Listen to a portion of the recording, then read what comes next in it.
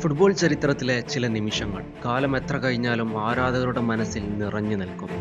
തിങ്ങി നിറഞ്ഞ ഗാലറിയെ നിശബ്ദമാക്കിക്കൊണ്ട് മൈതാനത്തിന്റെ ഒരറ്റത്തു നിന്നും മറ്റേ അറ്റത്തേക്ക് പാഞ്ഞു കയറുന്ന ഒരു പന്തിന്റെ വേഗത പോലെയാണത്. ലിസാൻഡ്രോ മാർട്ടിനസ് ലയണൽ മെസ്സിക്ക് നൽകിയ അസിസ്റ്റ് കണ്ടപ്പോൾ ഇത് മുമ്പ് എവിടെയോ കണ്ടതാണല്ലോ എന്നൊരു തോന്നലുണ്ടാക്കി. അതെ, 2024 ഡിസംബർ 15 മാഞ്ചസ്റ്റർ ഡെർബി മത്സരത്തിന്റെ 90-ാം മിനിറ്റിൽ പ്രതിരോധത്തിന്റെ ആയങ്ങളിൽ നിന്ന് ലിസാൻഡ്രോ മാർട്ടിനസ് തൊടുത്ത എതിർ പ്രതിരോധത്തെ പുലർത്തിയ ഒരു ലോങ് ബോൾ. അമദ് ഡിയാലോയുടെ ഓട്ടം മുൻകൂട്ടി കണ്ട് നൽകിയ ആ പാസ് വെറും ഒരു അസിസ്റ്റ് ആയിരുന്നില്ല, കളിയെ വായിക്കാനുള്ള അദ്ദേഹത്തിന്റെ അസാധാരണ കഴിവിന്റെ തെളിവായിരുന്നു. അതേ കാഴ്ചയുടെ മറ്റൊരു പതിപ്പാണ് ഇന്ന് ലോകകപ്പിൽ ലയണൽ മെസ്സിക്കായി നമ്മൾ വീണ്ടും കണ്ടത്.